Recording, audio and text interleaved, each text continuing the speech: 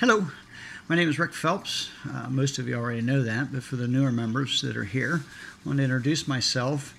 I'm going to do something today that I haven't done for a long time, and that's do a video. I used to do these things for Post on Memory People daily, and then it went to weekly and then monthly, and I haven't done one in a long time. So I'm hoping I can get through this and get one done today. I used to have a legal pad here on the table when I did these videos, and I'd write down notes and stuff like that so I could reference to what I wanted to talk about, but I'm not going to do that today because that just confuses me anyway, and I'm pretty much sure I know the subject I want to go over, and that's the upcoming holidays. Obviously, Thanksgiving is right around the corner, a couple days, and then we got Christmas and New Year's. And when I used to do my speaking engagements, or when I just talk to anybody, I get this. They tell me all the time that their mom or their loved one, whoever it might be, that has dementia. They say that they just don't act the way they used to when they're at family gatherings. They used to love, the grandkids being all around and up on their laps and things like that. And they used to love to make the dinner, make a big dinner, and mom or grandma no longer does that, and they just kind of sit there in a corner or sit off to the side somewhere in their own little world, if you will. And my reaction to that is always the same, and what the deal is, or what I think it is anyway, is it's what used to be is no longer. It's very, very harsh and very hard to deal with, but it's the absolute truth. Everything changes with this disease, and it starts very, very early.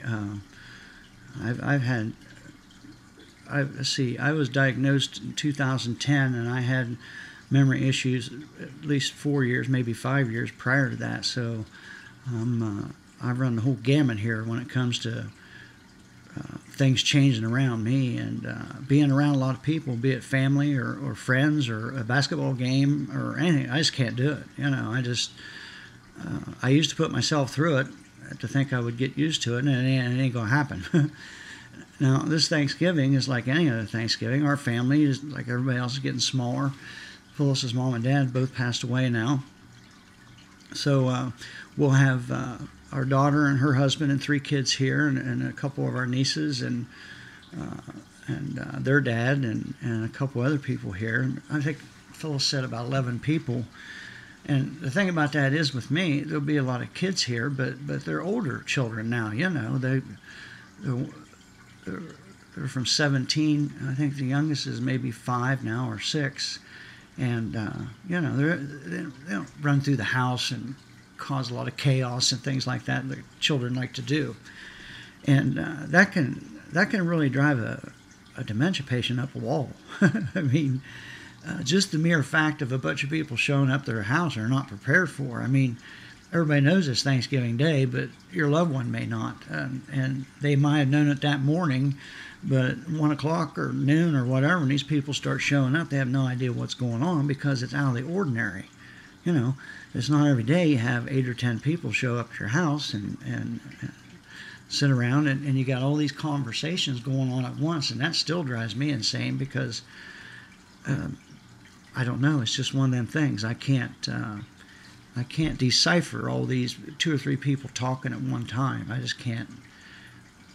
My brain no longer can decipher that, so I don't deal with that very well.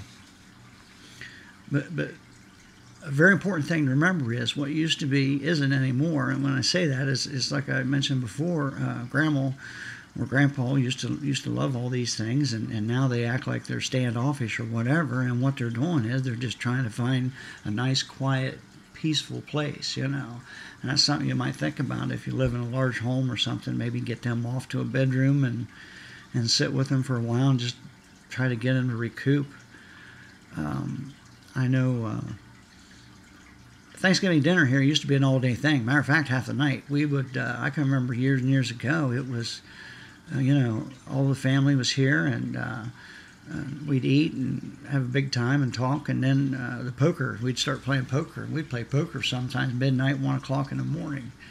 Well, those days are long gone. We haven't done that for many, many years. I miss that, but I just couldn't do that anymore. So right now, everybody knows my condition and how things are, and they kind of attune to that. So let's just say, for example, we eat at 2 o'clock. I mean, we don't tell anybody to hurry up and leave because we don't ever want that, but they realize that come along 5 o'clock or 6 o'clock, it's probably time to be hitting the road because it's just a long day for a dementia patient. It just is. I thoroughly enjoy the family being here, but it can be hard sometimes. I mean, everybody say, "Well, it's your family," and I'm like, "Well, it don't matter." It's people, and people are people. And when we have a big gathering up at the camper there in the summertime, it's not difficult for me much because it's outside, and nobody's sitting right here in the kitchen or dining room or front room and things like that. Tomorrow we'll have this TV on the dining room. There'll be one on in the front room, and who knows, maybe one on in the kids' room, and there's just a lot of things going on at once. And so I generally, I walk outside and I do what I can do to get away from that situation. But see, your loved one may not be able to do that. They may be in a situation where they just can't get up and walk around or out or anything like that. And you got to be very mindful of that. It's always got to be about the patient, as far as I'm concerned, because stress is a horrible thing when it comes to this disease. And the Alzheimer's Association or anybody that knows anything about dementia will tell you that it's absolutely necessary to stay away from stress. Now, it's also highly impossible because, we live in a stressful life. Everybody does. Things happen and situations happen and all that in our daily lives, and there is going to be somewhat, there is going to be some stress that you just have to deal with in your daily lives. But when you have days like Thanksgiving and Christmas coming up, and what you're doing is creating more stress. People don't realize that because it's what they've always done. As a family, got together and broke bread and all that stuff, which is a good thing. But when you have a dementia patient, that all changes, because for them,